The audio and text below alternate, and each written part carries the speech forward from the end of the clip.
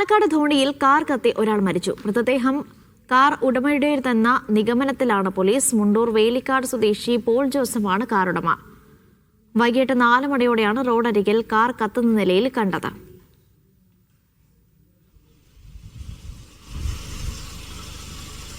സാജിദ് അജ്മൽ വിവരങ്ങൾ നൽകും. സാജിദ്, എന്താണ് സംഭവിച്ചത് എന്ന കാര്യത്തിൽ ഒരു വ്യക്തത ഇപ്പോൾ വന്നിട്ടുണ്ടോ? പോലീസ് എന്താണ് പറയുന്നത്?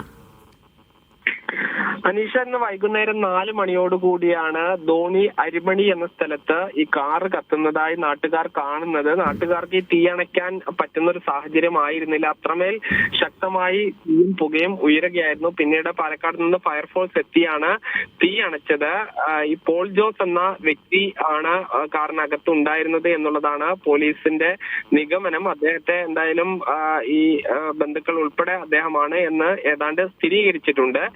എങ്ങനെയാണ് മരിച്ചത് എന്നതിൽ വ്യക്തതയിൽ ആത്മഹത്യയാണോ എന്ന സംശയമുണ്ട്. ഫുൾ ടാങ്ക് ആയിരുന്നു ഈ i10 കാറിൽ പെട്രോൾ. ഇത് കൂടാതെ 2 കന്നാസിലും പെട്രോൾ പൂർണ്ണമായി ഉണ്ടായിരുന്നു. 18 ലിറ്റർ ഇത് കൂടാതെ പെട്രോൾ ഉണ്ടായിരുന്നു. എന്തായാലും പോലീസ് വിശദമായ അന്വേഷണം ആരംഭിച്ചിട്ടുണ്ട്.